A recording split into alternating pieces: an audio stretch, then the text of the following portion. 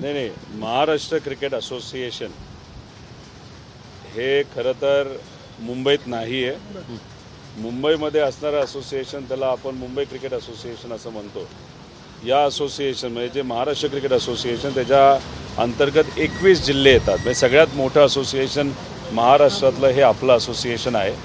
याचं ऑफिस हे स्टेडियमला होतं, पण स्टेडियमला लोकांना यायला जायला थोडीशी अडचण होत होती, म्हणून आपण पुणे शहरामध्ये हे ऑफिस इथं आज केलेलं आहे. आणि या ऑफिसचं उद्घाटन आदरणीय पवार साहेब आहेत, आशिषजी शेलार साहेब आहेत आणि सर्व खेळाडू आणि आमच्या अपेक्स बॉडीचे सर्व मेंबर्स आहेत यांच्या उपस्थितीमध्ये होणार आहे. तसंच आपल्या महाराष्ट्र क्रिकेट असोसिएशनचा जो लोगो आहे खूप पूर्वी तो डिझाईन केला होता, तो परत एकदा आपण बदलत आहोत आणि आज नवीन लोगोचं सुद्धा अनावरण या मान्यवरांच्या हस्ते आणि उपस्थितीमध्ये होणार आहे. दादा, मराठा क्रांतीचे सगळे या ठिकाणी आंदोलन करतायत, निदर्शनं करतायत. शरद पवारांनी मराठा आरक्षणासंदर्भातली त्यांची भूमिका स्पष्ट करावी. आतापर्यंत जवाब दो आंदोलन आहे. इतके दिवस काय केलं असं की लोकशाहीमध्ये सगळ्यांना अधिकार आहे आंदोलन करण्याचा, विषय मांडण्याचा, आणि त्या पद्धतीने सामाजिक कार्यकर्ते इथे येत आहेत. खरं तर प्रश्न हाच पडतो की सत्तेत कोण आहे. सत्तेत असणाऱ्या लोकांकडे 220पेक्षा जास्त आमदार आहेत, त्यांच्याकडे सत्ता आहे. केंद्रामध्ये सुद्धा महायुतीची सत्ता आहे आणि अशा परिस्थितीमध्ये सगळे अधिकार सत्तेत जे कुणी आहेत त्यांच्या हातामध्ये असताना सत्तेतले लोक जर निर्णयच घेत नसतील तर खऱ्या अर्थाने त्यांनाच विचारण्याची जरूरत आहे. तसंच याच्यापूर्वीसुद्धा मराठा आरक्षणाच्या बाबतीतली एक बैठक महायुतीच्या सरकारने लावली होती, ज्याच्यामध्ये आदरणीय पवारसाहेब स्वतः आले होते, चर्चा झाली होती. कारण का होतं असं की आज जे सत्तेत आहेत ते मराठा समाजाचे सामाजिक कार्यकर्त्यांना काही नेते भेटतात, त्यानंतर ओबीसी समाजाचे जे काही आंदोलन करणारे लोक आहेत त्यांना दुसरे नेते भेटतात. पण या दोन्ही लोकांची काय चर्चा झाली याच्याबद्दल कुठेही विरोधी पक्षातल्या नेत्यांना विश्वासात घेतलं जात नाही. तरीसुद्धा पहिल्या बैठकीला आपण गेलो आणि आरक्षणाला आपला पाठिंबा आहे ते मिळावं यासाठी सरकारने प्रयत्न करावे. पण होतं असं की आरक्षण दिलं जातं आणि मग तिथे जे सत्तेत लोक आहेत जसं देवेंद्र फडणवीस साहेब आहेत त्यांचेच कार्यकर्ते विरोधात कोर्टामध्ये मराठा आरक्षणाच्या विरोधात कोर्टामध्ये जातात. आता काँग्रेस राष्ट्रवादीने मिळून 16% आरक्षण मराठा समाजाला दिलं होतं, ते कुणी आणून पाडलं तर सदावर्तेंनी पाडलं. ते कोणाचे कार्यकर्ते तर देवेंद्र फडणवीस साहेबांचे कार्यकर्ते. तसंच दुसऱ्या बाजूला जे राजकीय आरक्षण ओबीसी समाजाचं अडकलेलं आहे तर ते कोणामुळे अडकले तर ते भाजपच्या कार्यकर्त्यांमध्ये अडकले, हे मी नाही भुजबळ साहेब स्वतः म्हणायचे. मग जे महायुतीतले लोक आहेत दोन्ही बाजूला दोन्ही समाजाला फक्त खेळवत ठेवतात का, त्यांना सत्तेत यायचं आहे. तर मग हे जे काही चाललं आहे ना सरकारमधल्या लोकांनी ते कुठेतरी थांबवलं पाहिजे. स्पष्ट भूमिका सत्तेतल्या लोकांनी घ्यावी आणि मग ते काय भूमिका घेत आहेत हे आपल्याला बघावं लागेल. विरोधी पक्षांनी पक्ष म्हणून आमचा आरक्षणाला पाठिंबा आहे म्हणजे आहे. नाही, त्यांचं म्हणणं आहे की इतके दिवस का नाही दिलं, मग जबाब दो असं ते आंदोलनाची भूमिका आहे. आता आंदोलन ते करतायत, ते आंदोलन करण्याची त्यांना तसं लोकशाहीला परवानगी दिलेली आहे, त्यामुळे त्या पद्धतीने ते आंदोलन करतील. आता विषय एवढाच आहे की आज सत्तेत आहेत, सत्तेत असणाऱ्या लोकांकडे जेव्हा बहुमत आहे अशांनासुद्धा सर्व समाजाला विचारलं पाहिजे की काय गडबड आहे, का होत नाही, कशामुळे होत नाही, तुम्ही का निर्णय तिथं घेत नाही.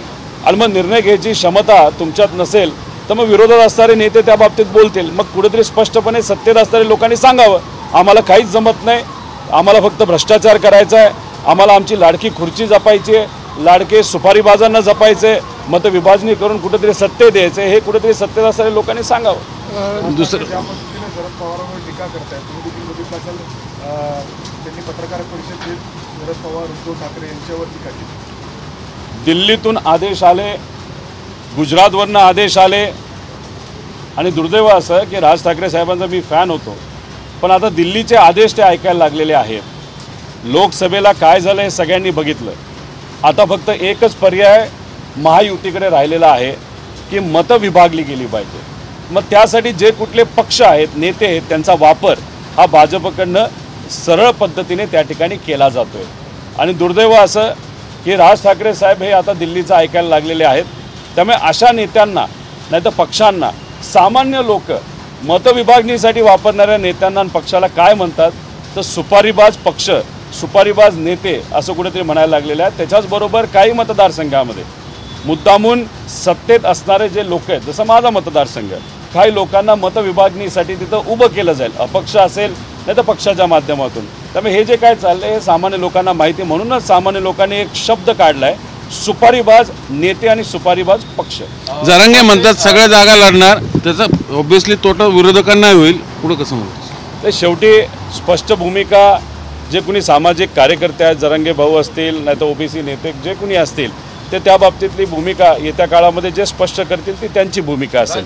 शेवटी मतदार हे योग्य विचार करूनच योग्य व्यक्तीला निवडून देऊन सामान्य लोकांचे प्रश्न सोडवण्यासाठी जी सत्ता लागते ती सत्ता नक्कीच आणतील असा विश्वास आम्हा सगळ्यांना वाटतो. म्हणजे महाविकास आघाडीची सत्ता. राज ठाकरेंनी अजित पवारांची मात्र स्तुती केली आहे. त्यांनी म्हटले ते स्पष्ट होते आणि त्यांनी कधीही जातीत पाहिजे राजकारण केलं नाही. उद्धव ठाकरे आणि पवार. मग राज ठाकरे साहेबांमध्ये हिंमत असेल तर देवेंद्र फडणवीस साहेबांबद्दल बोलावं की जर जातीय द्वेष नाहीतर या दोन विविध समाजामध्ये द्वेष जर कोणी निर्माण केला असेल तर भाजपच्या लोकांनी केलेला आहे. तर प्रत्यक्ष अप्रत्यक्षपणे भाजपचा जर फायदा होत असेल असेच वक्तव्य राज ठाकरे साहेब करत असतील तर राज ठाकरे साहेबांनाच विचारावं की भाजपबद्दल तुम्हाला काय वाटतं, त्यांनी द्वेष पेरला नाही का, गुजरातची गुलामीगिरी या भाजपच्या नेत्यांनी केली नाही का, महाराष्ट्राचे प्रोजेक्ट हे तिथं गुजरातमध्ये कुणी नेले, भाजपने नेले. मग राज ठाकरे साहेबांना मला अजून एक विचारायचं आहे, गेल्या लोकसभेला तुम्ही का मोदी साहेबांच्या विरोधात बोलत होता, का बीजेपीच्या विरोधात बोलत होता, मग का त्यावेळेस बोलत होता की इथल्या युवांना हाताला काम मिळत नाही. आता तरी कुठं काम मिळालेलं आहे, उलट बेरोजगारी मोठ्या प्रमाणात वाढलेली आहे. मग आत्ताचे युवक काय वेगळे युवक आहेत का? 5 वर्षात असं काय बदललं की तुम्ही आता भाजपची बाजू घ्यायला लागलाय? दिल्लीकरांसमोर दुर्दैवानं असं बोलावं लागतं की झुकायला लागलेला आहात. त्यामुळे हे जे काय आहे आता लोकांना तिथं माहिती आहे. त्यामुळे तुम्ही कोणाची बाजू घेता याच्यापेक्षा लोकच निर्णय घेणार आहे कोणाला बाजूला खड्यासारखं काढायचं आणि कोणाला निवडून द्यायचं. म्हाडाच्या घराच्या किमती कोटीच्या पुढे जात आहेत, मग ते खरंच सामान्यांना परवडणार आहे? आता विषय एवढाच आहे की केंद्रीय बजेटमध्ये सुद्धा त्यांनी जो निर्णय घेतला होता जो त्यांना मागे घ्यायला लागला, तर त्याच्यामध्ये सुद्धा त्यांनी असा काही निर्णय घेतला होता ज्याच्यामध्ये कॅपिटल गेन टॅक्स असतो. जेव्हा आपण एखादी प्रॉपर्टी काही वर्षानंतर विकतो त्याच्यावर पूर्वी 20%, पण त्याच्यामध्ये जर दुसरी प्रॉपर्टी घेतली त्याच्यामध्ये काही सवलत होती. तो अख्खा टॅक्सच बदलला होता आणि डायरेक्ट मोठा टॅक्स हा सामान्य लोकांना बसणार होता.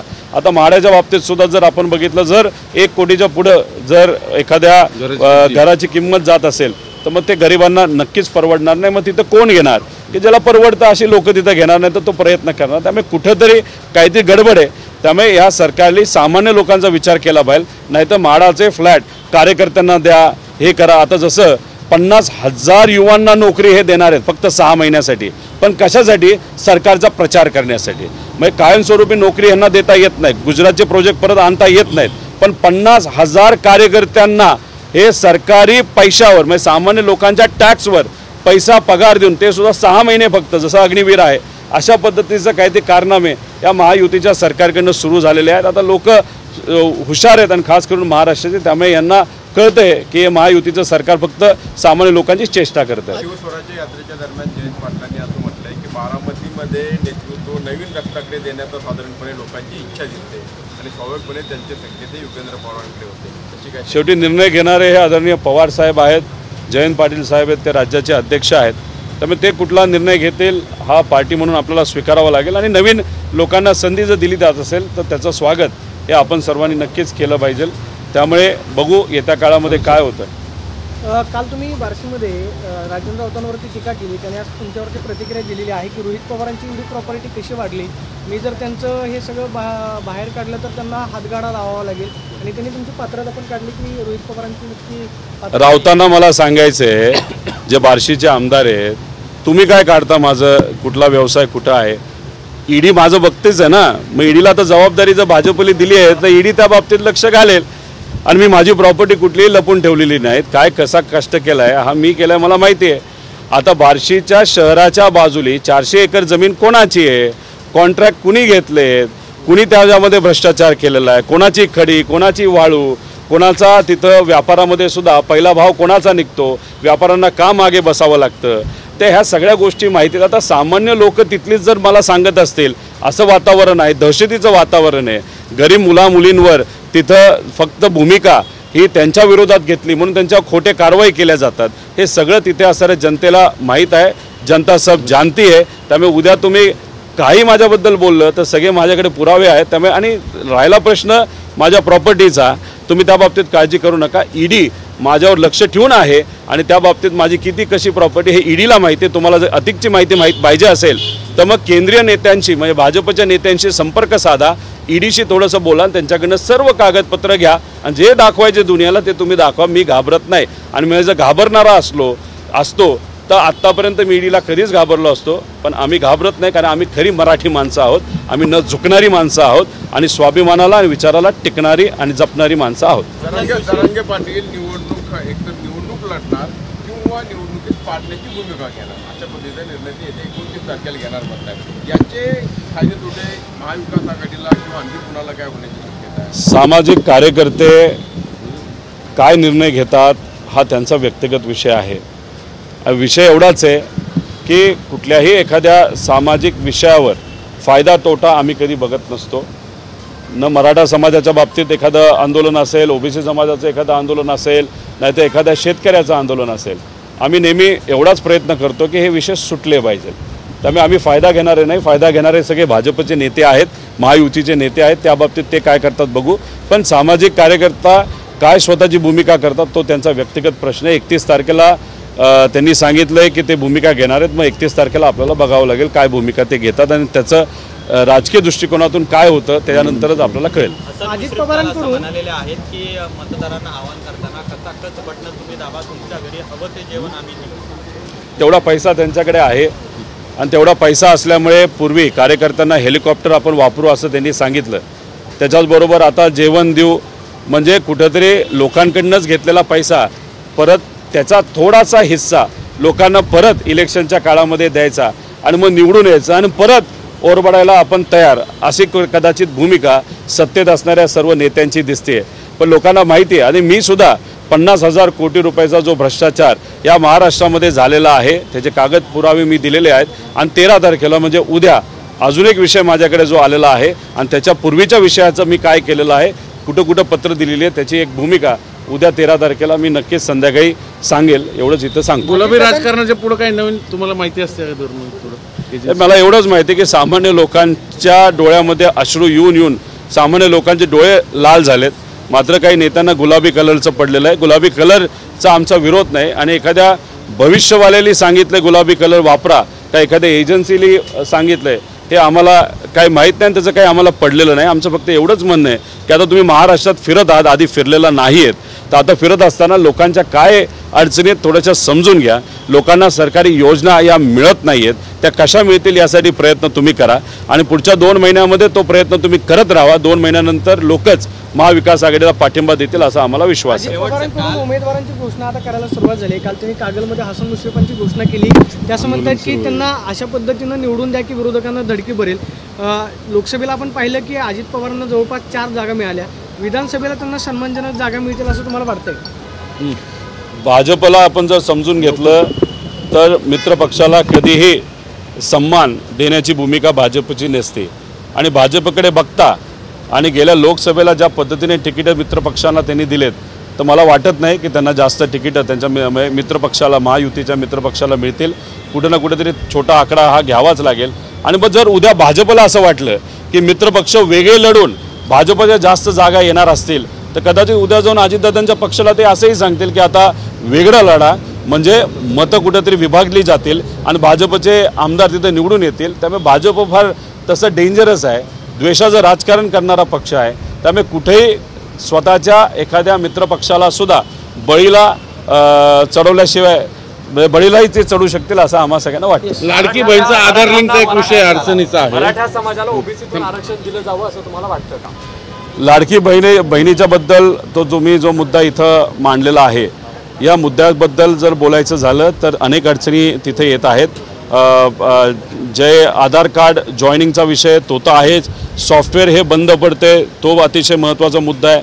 एका गावामध्ये दिवसाला फक्त 6-7 रजिस्ट्रेशन त्याच्यामध्ये होऊ शकतात. त्याच्याचबरोबर काही आर्थिक दृष्टिकोनातून ताकदवान असणाऱ्या ज्या काही लोक आहेत त्यांचंसुद्धा नाव त्याच्यामध्ये रजिस्टर झालेलं आहे. म्हणजे 17 तारखेला निधी देण्यासाठी गरिबाला सोडून दुसरे काही लोकांना सुद्धा तुम्ही 1500 रुपये देणार आहात का महिन्याला, असाही प्रश्न तिथं पडलेला आहे. त्याच्याचबरोबर डोल म्हणजे संजय गांधी योजना ज्या गरीब आणि वयस्कर महिलांना दिली जाते त्याचा डोल हा वेळेवर मिळत नाही, पैसा हा वेळेवर मिळत नाही, त्या बाबतीत सुद्धा सरकारने कुठं ना कुठंतरी विचार हा केला पाहिजे असं आमच्या सगळ्यांचं मत आहे. मराठा समाजाला ओबीसीतून आरक्षण दिलं जावं असं तुम्हाला वाटतं? आमचं एकच मत आहे, सत्तेत जे लोक आहेत त्यांनी पहिली भूमिका त्या बाबतीतली घ्यावी. सत्ता तुम्ही घेत आहात, भ्रष्टाचार मोठ्या प्रमाणात तिथं करत आहात आणि याच्यातच तुम्ही कुठलीच भूमिका तिथं घेत नाही. मग सत्ता तुम्ही सोडावं, आम्हाला जमतंय नाही जमत हे तुम्ही सांगावं, त्यानंतर या बाबतीतली भूमिका आम्ही घ्यावी. आणि आम्ही सातत्याने एकच तुम्हाला सांगतोय की जे सत्तेत आहेत ते फक्त मराठा समाज आणि ओबीसी समाजाला तिथं खेळवत आहेत. मी उदाहरण दिलं तुम्हाला, सदावर्ते हा देवेंद्र फडणवीसांचा कार्यकर्ता हा मराठा समाजाच्या आरक्षणाच्या विरोधात 2दा कोर्टात गेला. 16% आरक्षण मराठा समाजात तरी हाणून पाडलं. आता 10% सुद्धा तो विरोधात गेलेला आहे. आता उद्या देवेंद्र फडणवीस साहेबांनी सांगितलं हे गप घरी बस, तर ते बसू शकले असते, पण नाही, त्यांना कोर्टात जायचं ते कदाचित आतून कुणी सांगितलं असेल. आणि दुसऱ्या बाजूला भुजबळ साहेबच म्हणायचे की भाजपचेच कार्यकर्ते ओबीसी राजकीय आरक्षण तिथं अडवण्यासाठी कोर्टात गेले. त्यामुळे महायुतीचे जे लोक आहेत ते या बाबतीत काय भूमिका घेतात हे आपल्याला बघावं लागेल. आणि EWS कोटा जो केंद्र सरकारने दिला गेला आहे तर त्याच्यामध्ये आता कुठला समाज येतो आणि कुठल्या समाजाला अतिरिक्त फायदा हा मिळतोय हा सुद्धा कुठेतरी आता सगळ्या खोलात जाऊन आपल्याला अभ्यास करण्याची जरूरत आहे. त्यामुळे राज्यात असणारे लोक जे सत्ता द्या मग आम्ही आरक्षण देऊ असं जे म्हणत होते त्यांनी आता भूमिका घ्यावी. त्यांना ती भूमिका घेता येत नसेल तर नंतर आम्ही नक्कीच या बाबतीतली योग्य अशी भूमिका घेऊ. इंग्लिशमध्ये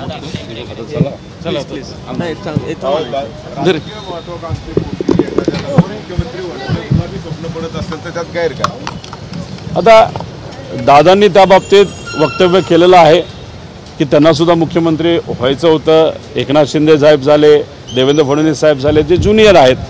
आता तिथं दादांची सुद्धा इच्छा आहे हे व्यासपीठावर त्यांनी तिथं सांगितलं.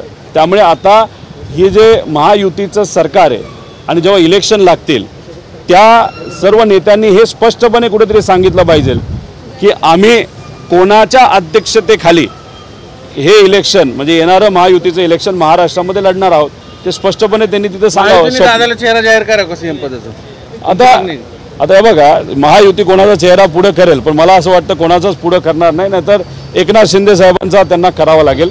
का देवेंद्र फडणवीस साहेबांचा केला तरी अडचण येऊ शकते, दादांचा केला तरी अडचण येऊ शकते. एकनाथ शिंदे साहेब आता आहेत म्हणून मग उद्या वाद नको म्हणून आपलं जसं कंटिन्यू केलं तसं आणि तसं असं म्हणलं जातं की एकनाथ शिंदे साहेबांचं दिल्लीमध्ये चांगली पकड आहे. दिल्लीतले नेते एकनाथ शिंदे साहेबांचं जास्त ऐकतात. त्यामुळे कदाचित त्यांचा चेहरा एकनाथ शिंदे साहेबच असू शकतात. फक्त विषय एवढाच आहे की एकनाथ शिंदे साहेब बोलत असताना मुख्यमंत्री लाडकी बहीण योजना म्हणतात, दादा म्हणत असताना म्हणतात की माझी लाडकी बहीण योजना, आणि देवेंद्र फडणवीस साहेब या योजनेचं नावच घेत नाही. त्यामुळे हा जो गोंधळ आहे तो आधी मिटवावा. कारण या गोंधळामुळे गरिबाला ज्या योजना खऱ्या अर्थाने आत्ता पोचायला पाहिजे त्या पोचल्या जात नाहीत एवढंच आम्हाला म्हणायचं आहे. हे झालं त्यांच्या चेहऱ्याचं, मात्र तुमच्या काय चेहऱ्याचं म्हणजे महाविकास आघाडीचं काय मत? आम्ही नेहमीप्रमाणे पूर्वीपासून जर तुम्ही बघितलं तर काँग्रेसची एक पद्धत आहे, राष्ट्रवादीची एक पद्धत आहे, कुठलाही चेहरा ते कधी जाहीर करत नाहीत, नंतर ते जाहीर करतात. त्यामुळे आमची पूर्वीची पद्धत आम्ही काही बदललेली नाही. आता काही लोकांनी नवीन पद्धती स्वीकारल्या असतील तर त्या नवीन पद्धतीत त्या राहाव्यात. आता इथं पवार साहेब, उद्धव ठाकरे साहेब, राहुल गांधीजी असतील, थोरात साहेब असतील, पटोले साहेब असतील, हे सर्व योग्य असा निर्णय घेतील. पण मला जे वाटतंय की काँग्रेस, राष्ट्रवादी आणि पुरोगामी विचाराचे जे सर्व पक्ष आहेत, आता शिवसेनासुद्धा आपल्याबरोबर आहे, तर हे लोक आज चेहरा पुढे घेऊन जाण्यापेक्षा आपण नंतर त्या बाबतीत बघू. आता लोकांच्या हितासाठी लढू एवढ्याच हेतूतून आम्ही सर्वजण लढणार असं मला तरी कार्यकर्ता नागरिक म्हणून वाटतं. तुम्ही म्हणता की दिल्लीमध्ये दादांचं वजन घटलंय असं वाटतं? लोकातल्या मनातलं, सामान्य लोकांच्या मनातलं वजन नक्कीच दादांचं घटलंय. आता नेत्यांकडे त्यांचं किती वजन आहे, ते वजन ते कशासाठी वापरतात हे आपल्याला बघावं लागेल. पण हे जे नवीन नेते महायुतीमध्ये जे आलेले आहेत, ज्याच्यामध्ये शिंदे गट असेल, अजितदादांचा गट असेल, दिल्लीला अनेक वेळा गेलेले आहेत. पण महाराष्ट्रासाठी त्यांनी फक्त भोपाळाच आणलेला आहे दिल्लीतून. आता बिहारमध्ये जे नितीश कुमार आहेत त्यांनी 70-80 हजार कोटी रुपये बिहारसाठी नेले. त्यानंतर जे नायडू आहेत त्यांनी 70-80 हजार रुपये त्यांच्या राज्यासाठी नेले. पण आमचे नेते टोपी घालतात, गॉगल घालतात, मास्क घालतात, कुणी हुडी घालतं, दिल्लीला जातं, पण चर्चा काय करतात? लाडकी खुर्चीबद्दल चर्चा करतात. पण लाडके इथल्या नागरिकांबद्दल आणि महाराष्ट्राबद्दल चर्चा करताना आपल्याला बघत नाही. दिल्लीवरनं फक्त भोपाळाच आणलेला आहे. त्यामुळे उद्या जाऊन त्यांच्या वजनाचं करायचं काय? कारण वजनाचा फायदा महाराष्ट्राला होत नाही आणि लोकांच्या मनातलं वजन नक्कीच अजितदादांचं या सगळ्या नेत्यांचं कमी झालं आहे. आमचं मत आहे महाराष्ट्रासाठी काहीतरी दिल्लीवरनं तुम्ही आणावं.